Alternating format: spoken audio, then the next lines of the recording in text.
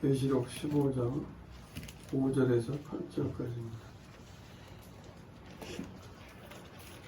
또 2일 후에 내가 보니 하늘의 증거장막의 성전이 열리며 일곱 재앙을 가진 일곱 천사가 성전으로부터 나와 밝고 빛나는 흰 옷을 입고 가슴에 금띠를 띠고 내 생물 중에 하나가 영원토록 살아계신 하나님의 진노를 가득히 담은 금대접 일곱을 그 일곱 천사들에게 주니 하나님의 영광과 능력으로 말미암아 성전의 연기가 가득 차네. 일곱 천사의 일곱 재앙이 마치기까지는 성전에 등이 들어갈 자가 없더라. 아멘.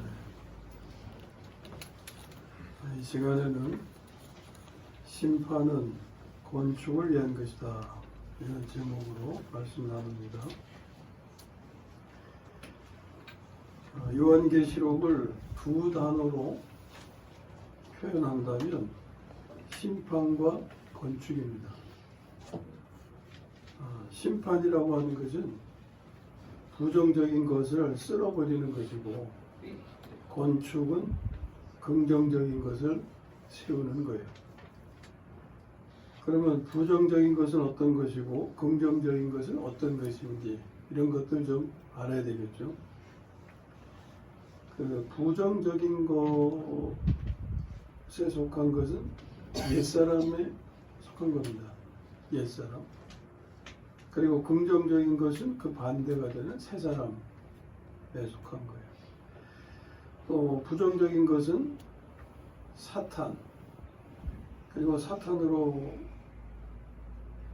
말미암은 죄, 또 타락한 세상, 적그리스도, 거짓 선지자, 그리고 그를 추종하는 세력들, 이런 모든 것들은 부정적인 것이죠.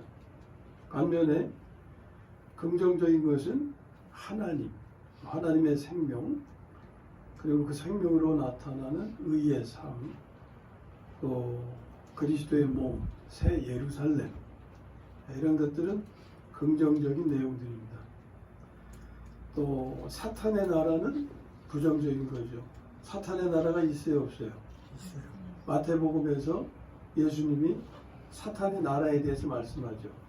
네? 사탄의 나라. 그것에 반대되는 것은 하나님의 나라 또는 그리스도의 나라가 되겠죠. 그래서 사탄의 나라는 쓸어버릴 대상이고, 하나님의 나라, 그리스도의 나라는 세워야 할 것입니다. 그렇게만 말하면 좀 추상적이고 교리적입니다. 그것이 나의 삶과 어떤 관계가 있는지를 알아야 되잖아요. 내 안에서 부정적인 것들은 성질이나 교만이나 또 욕심과 미움, 이런 것들이에요. 자, 이런 것들을 키워줘야 돼요? 없애야 돼요? 없애야 되죠. 반면에 온유와 겸손과 나누어주는 마음이나 그러한 삶, 그리고 용서, 사랑, 긍휼, 없애야 돼요? 키워줘야 돼요? 키워줘야 돼요. 쓸어버려야 할 것은 무엇이고 세워야 할 것은 무엇인지가 구별이 되죠.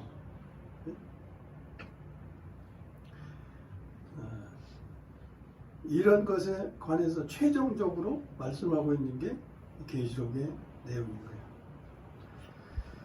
이런 것들을 이제 내용에 담는데 그것을 직접적으로 표현하지 않고 상징을 사용하죠.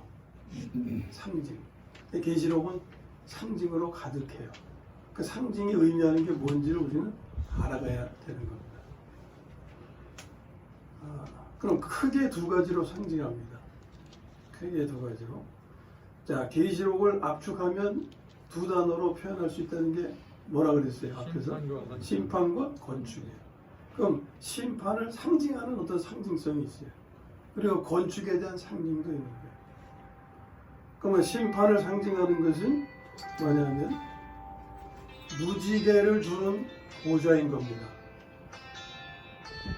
하나님의 보좌인데 무지개를 둘렀다. 무지개는 무엇과 연관이 돼요? 홍수 심판하고 연관이 돼요. 하나님이 홍수로 심판하실 후에는 내가 다시는 물로 심판하지 않겠다. 그 약속이 무지개잖아요. 대신에 그렇다고 심판이 없어진 게 아니고요. 무엇으로 바꾸셨습니까? 불로 심판하시는 걸로 바뀌었죠. 그래서 요한계시록에서는 불의 심판에 관해서 말씀하는 거예요. 물 심판이 아니에요.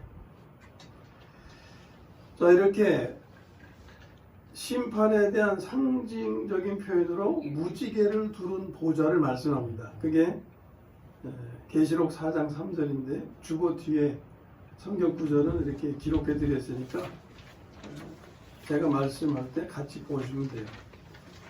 자, 계시록 4장 3절을 보면 앉으신 이의 모양, 앉으신 이는 보좌에 앉으신 이니까 하나님이시죠. 그 모양이 벽옥과 홍보석 같고 또 무지개가 있어 보좌에 들렸는데 이게 지금 보좌의 모습이에요. 이것이 상징하는 것은 심판의 보좌다 그 말이에요. 하나님의 그 은혜를 나타낼 때 은혜의 보좌로 설명이 되죠. 그러나 여기서는 심판의 보좌의 의미를 가지고 있어요. 그 다음에 건축을 상징하는 말씀은 어떤 것이냐. 이건 계시록 11장 19절의 말씀인데 언약궤가 있는 성전을 말씀합니다. 자, 19절 말씀 보면 이 하늘에 있는 하나님의 성전이 열리니 성전 안에 하나님의 언약궤가 보이고, 이것은 건축과 관련된 내용들이에요. 그래서 이렇게 상징적으로 표현합니다. 자, 그 다음에 이제 6절 말씀을 보게 되는데, 본문으로 돌아가서 6절 말씀 보면 일곱 재앙을 가진 일곱 천사를 말씀하고 있죠. 자, 이것은 심판에 관한 걸까요? 건축에 관한 걸까요? 일단은 심판에 관한 거죠. 이 재앙이라고 하는 것은. 그런데 이들이 어디로부터 나왔다고 합니까? 성전으로부터. 성전이 상징하는 건 뭐예요? 심판이에요, 건축이에요? 건축. 자, 재앙을 가진 천사들이 심판을 상징한다면, 그 상징성에 맞게 표현한다면 어디로부터 나와야 돼요? 무지개를 두른 보좌로부터 나온다고 말해야 그게 맞잖아요. 그런데 성전으로부터 나온다고 말씀하고 있어요. 뿐만 아니라 그들이 무슨 옷을 입고 있습니까? 맑고 빛난 세마포 옷을 입고 가슴에 금띠를 띄었다 그러죠. 이건 누가 입는 옷이에요? 제사장들이 입는 옷이에요. 자, 지금 천사들은 무슨 사명을 띠고 있어요? 재앙을, 심판을 지금 행하려는 사명을 띠고 있는 거예요. 그렇다면 제사장들의 옷이 어울려요, 안 어울려요? 안 어울리죠. 오히려 갑옷을 입었다든지 군복을 입었다든지 뭐 이렇게 표현해야 어울리는 거잖아요. 그런데 제사장 옷을 입었다고 말씀해요. 자, 그러면 이것의 의미가 뭐냐? 재앙을 가진 천사들이 제사장 옷을 입고 성전으로부터 나왔다고 하는 거, 이것이 의미하는 게 뭐냐? 자, 지금 여기서 두 가지 내용을 우리가 보는 거잖아요. 재앙의 천사들은 심판을 위한 것인데 성전과 제사장 옷은 건축을 위한 거란 말이에요. 이게 섞여져 있어요. 그러니까 심판과 건축이 지금 섞여져서 표현되고 있는 거예요. 이것이 의미하는 건 뭐냐면 심판 뒤에는 건축이 따른다, 이런 의미인 거예요. 곧 심판은 건축을 위한 것이다. 건축은 심판 후에 이루어지는 것이다. 이 순서가 바뀌는 게 아니에요. 건축이 다음에 심판이 있는 게 아니에요. 심판 후에 건축이 이루어진다. 이것을 나타내는 겁니다. 자, 그동안 우리가 바벨론의 멸망에 대해서 말씀했어요. 17장, 18장의 내용이 종교적인 바벨론과 물질적인 바벨론의 멸망에 관한 말씀을 나눴죠. 그럼 바벨론이 상징하는 것이 뭐입니까? 바벨론이 상징하는 것은 바벨탑과 관련이 있어요. 바벨론의 모든 요소는 바벨탑을 쌓기 위한 목적을 가지고 있어요. 그러면 바벨탑하고 상반되는 것은 뭡니까? 하나님이 쌓고자 세우고자 하시는 것은 바벨탑이에요. 뭐예요? 새 예루살렘 성전이잖아요. 네? 그러면 하나님이 이루고자 하시는 그것을 가장 거역하고 반대하는 것들이 뭐냐면 바벨론의 요소다라고 해요. 그러면 이 바벨론의 요소가 내 안에 있어요, 없어요? 있어요. 하나님은 우리를 성전으로 그리스도의 몸으로 세우려고 하시죠. 근데 그것을 가장 방해하는 것이 내 밖에도 있지만 내 안에 있단 말이에요, 우선. 예? 내 안에. 그것이 내 안에 있는 부정적인 요인이죠. 긍정적인 것을 세우지 못하게 하는 부정적인 요소들이에요. 바벨탑의 건축 재료가 되는 이 바벨론의 요소, 이것이 내 안에 있는데 이것이 심판되어야 긍정적인 것, 곧 그리스도의 몸이 건축이 될 수 있다 하는 겁니다. 구체적으로 성질이 심판되어야 온유가 세워질 수가 있어요. 성질이 활개치는데 온유가 세워질 수 있습니까? 없잖아요.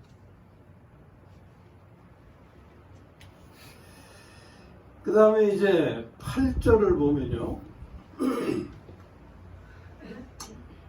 8절을 보면 이게 다 연관되는 말씀입니다. 우선 그 말씀의 내용을 이해하고 우리가 같이 봐야 돼요. 자, 8절을 보면 어떤 내용입니까? 하나님께서 사람들이 성전에 들어가게 하셨어요? 못 들어가게 하셨어요? 못 들어가게 하셨어요. 언제까지? 재앙이 마치기까지.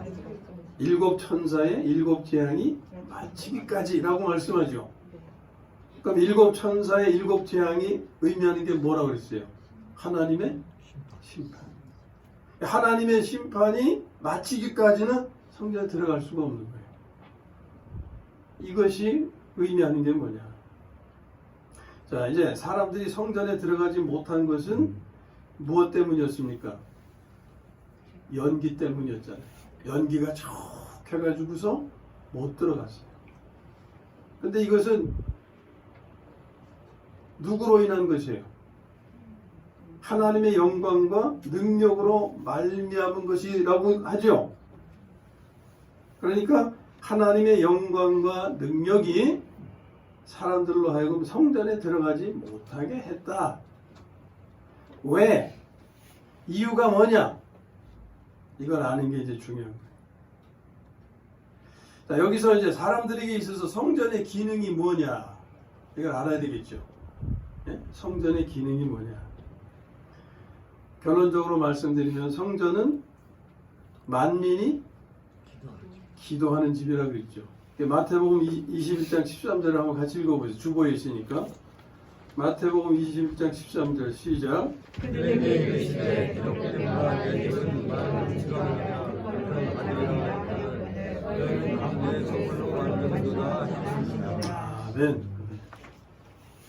내 집은 뭐 하는지? 기도하는 집.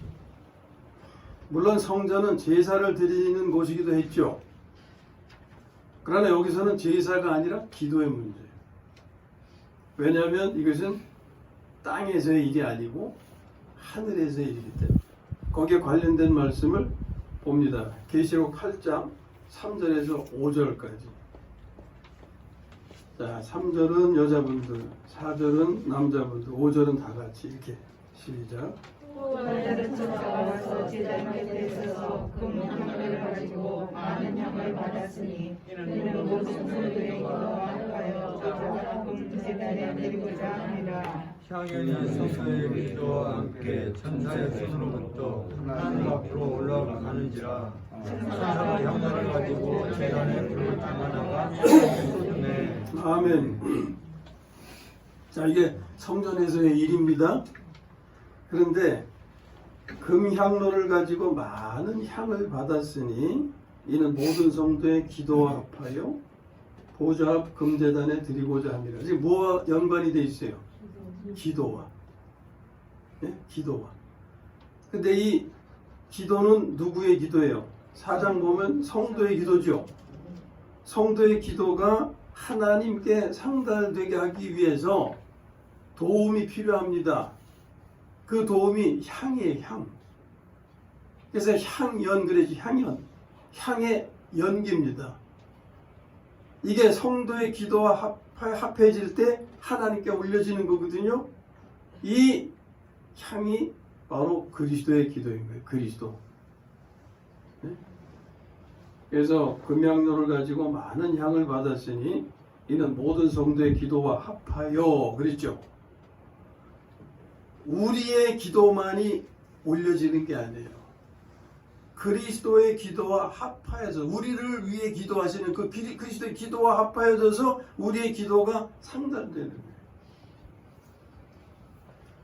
그럼 우리가 드리는 기도가 그 내용이 어떤 기도가 되어야 되겠어요? 나를 위한 것이 되어야 되겠어요? 하나님의 일을 위한 것이 되어야 되겠어요? 하나님의 일을 위한 기도가 되겠죠. 그래서 천사의 손으로부터 하나님 앞으로 올라가는지라.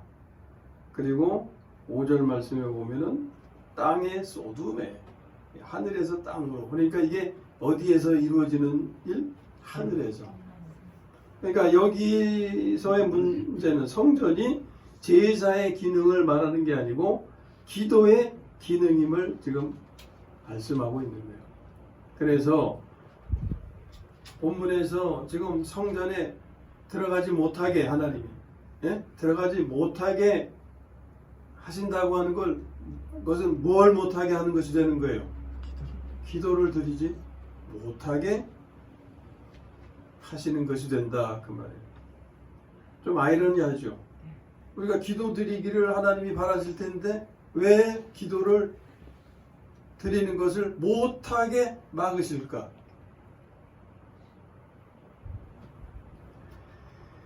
자, 이제 이 말씀과 관련해서 우리의 삶을 비춰봐야 되는 거예요. 여기의 말씀 내용은 오늘 우리의 삶에서 이루어지는 일들입니다. 자, 오늘 우리의 기도는 어디에서 이루어져야 하느냐? 영 안에서 이루어져야 합니까? 육신 가운데서 이루어져야 됩니까? 영 안에서 이루어져요. 영이라고 하는 것의 의미는 영이 의미하는 게 뭡니까? 하나님이 거하시는 성전이에요. 그렇죠? 하나님이 거하시는 성전.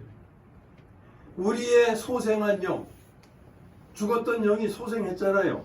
그래서 하나님의 영이 거하시는 곳이 되어서 성전이 된 거 아닙니까? 그럼 이 성전에서 제사를 드리기 위한 곳이에요? 기도 드리기 위한 것이에요? 기도 드리기 위한 것이에요. 오늘 우리의 기도는 영 안에서 이루어져야 된다 하는 거예요. 그리고 기도가 영 안에서 이루어지려면 이제 본문 계시록의 말씀 무엇이 끝나야 돼요? 재앙, 일곱 재앙. 이 재앙이 마치기 전까지는 성전에 들어갈 수가 없다 그랬죠? 그러니까 이것이 끝나야 들어갈 수가 있는 거예요. 하나님의 심판이 내 안에서 끝나야 영 안에서의 기도가 허락된다 그 말이에요. 하나님의 심판은 무엇입니까? 육신이 죽는 거예요. 옛사람이 죽는 거예요. 그러므로 영 안에서의 기도는 오직 그리스도 안에서만 이루어지는 것입니다. 그리스도 안에서가 의미하는 게 뭐냐? 하나님의 심판이 끝난 자예요. 우리가 죽은 존재예요? 산 존재예요? 죽은 존재. 교리적으로. 어디서? 그리스도 안에서. 그리스도와 함께 십자가 못 박혔기 때문에. 그러나 실제적으로는 펄떡펄떡 살아있잖아요. 예? 우리가 죽을 수 있는 범위는 그리스도 안에서만 죽을 수 있는 거예요. 그리스도 안에서만 죽었기 때문에. 근데 죽음으로 끝나지 않고 그리스도 안에서 뭘 받았어요? 하나님의 생명을 받았죠. 이게 그리스도 안에서의 의미예요. 하나님의 심판이 끝난 자리, 옛사람은 죽고 하나님의 생명을 받은 자리.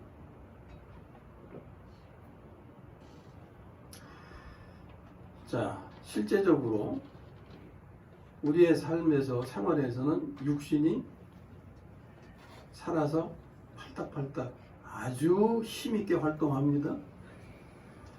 그럼 육신이 살아있으면 영 안에서의 기도를 드릴 수 있을까요? 없을까요? 드릴 수가 없죠. 육신이 살아있으면 육신 안에서의 기도만 있을 뿐입니다. 이러한 상태에서는 영 안에서의 기도는 드릴 수가 없는 거예요.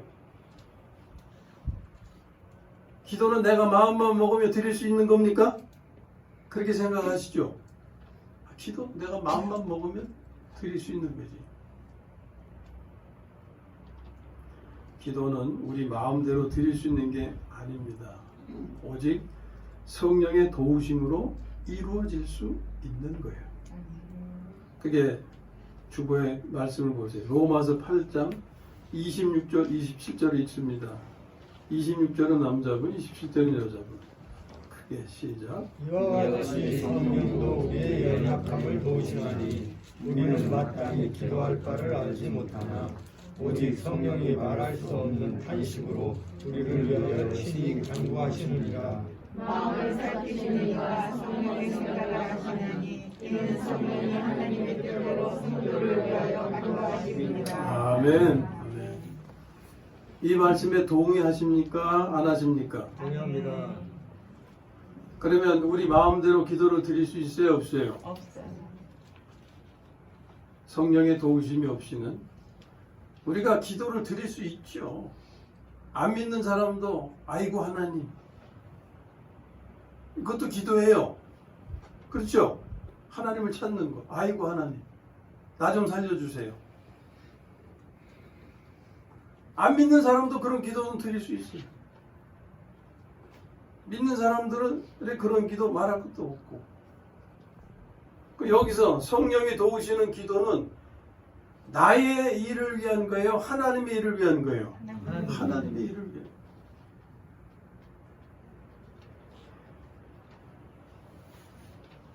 하나님의 일을 위한 간구는 성령의 도우심이 없이는 구할 수가 없다라는 거예요. 근데 우리는 성령의 도움이 없이도 아주 기도 잘합니다. 그렇죠? 기도는 내가 마음만 먹으면 할 수 있다고 생각하는 게 일반적인 또 생각이고, 성령의 도우심이 없이 드리는 기도 있죠. 그런데 그런 기도는 육신의 기도라고 하는 거예요. 육신의 기도로서 단지 종교적인 기도일 뿐입니다. 자신의 소원, 요구만 관철시키려는 간구. 그래서 주로 어떻게 합니까? 하나님, 이렇게 저렇게 좀 해주세요. 예? 이거 안 해주시면 안 돼요. 나 죽어요. 해주세요. 아주 그냥 강요 하나님께. 근데 그러한 내용은 사람의 일만 생각하는 내용이에요. 거기에 하나님의 일을 생각하는 내용은 1도 없어요. 1도. 그런 기도는 타 종교인과 구별이 안 되는 기도예요. 타 종교인들도 그런 기도 얼마든지 드리잖아요. 그렇죠? 우리가 기도 드려야 하는데 기도가 안 돼요. 이런 말을 할 때가 있어요. 기도가 안 돼요.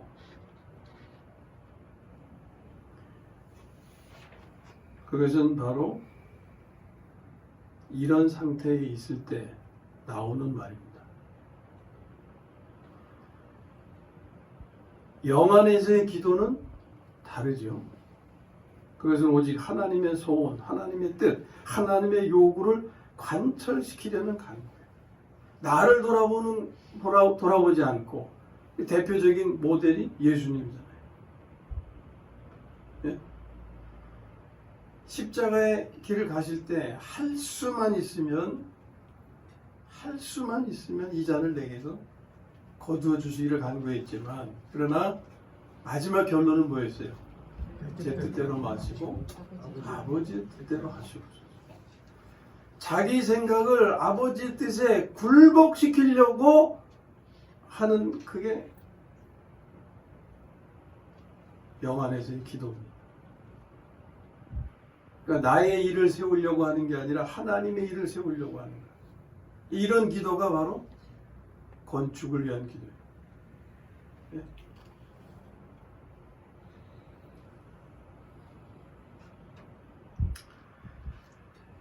자, 이제 오늘 말씀의 내용을 대충 정리가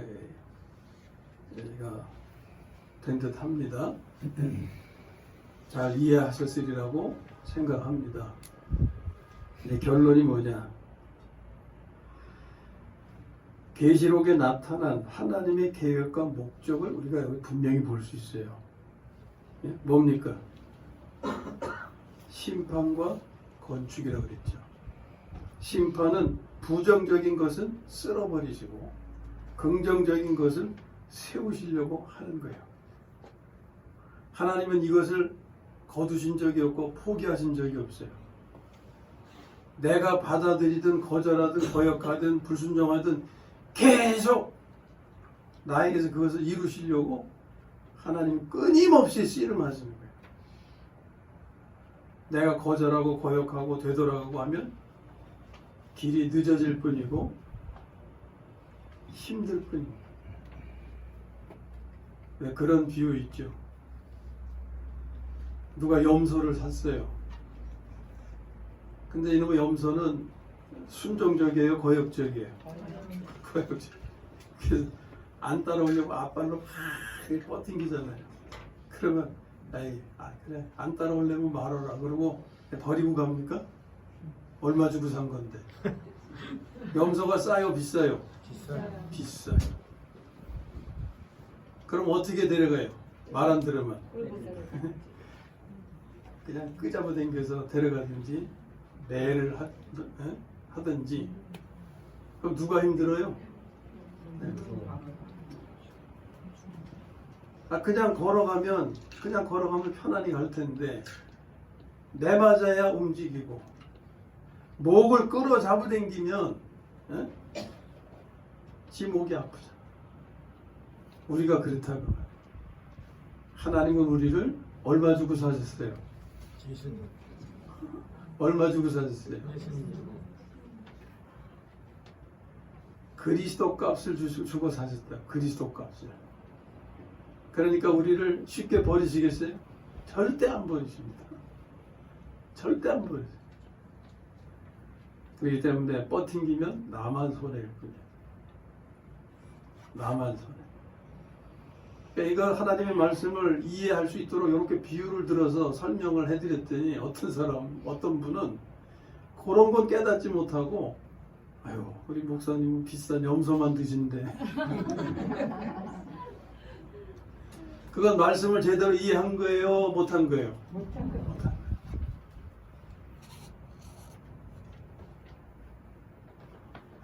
자, 우리가 말씀을 보면 볼수록 계시록의 말씀을 대하면 대할수록 하나님의 뜻이 목적과 계획이 분명합니다. 예? 한편으로는 심판을 이루시고 한편으로는 건축을 이루고자 하시는 거예요. 내 안에 세상에 교회 안에 있는 이 모든 이 부정적인 것들은 다 깨끗이 하시고 그 다음에 긍정적인 것들만 세우려고 하신다고 하는 게 그 분명하게 드러나는 겁니다.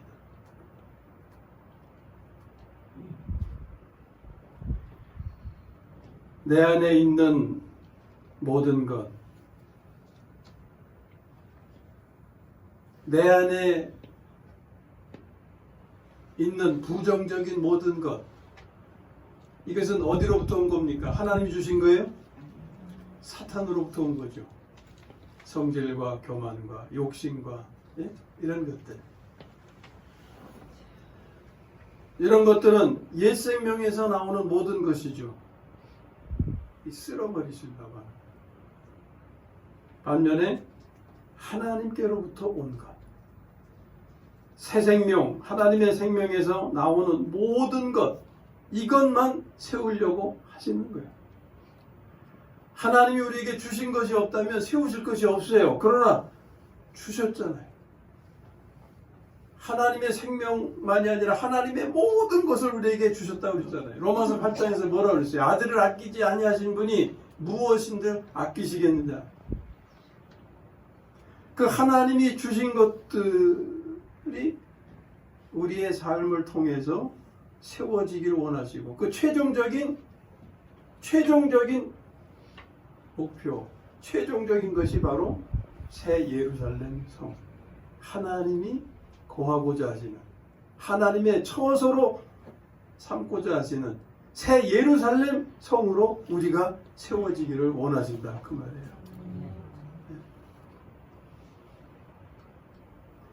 내 안에 성질이나 교만 이런 것은 쓸어버리시고 온유와 겸손을 세우려고 하시는 겁니다. 아무쪼록 부정적인 것은 쓸어버리고 긍정적인 것만 세워감으로 하나님의 계획과 목적을 이루시는 그런 복된 삶이 되시기를 주님의 이름으로 축원합니다. 아멘.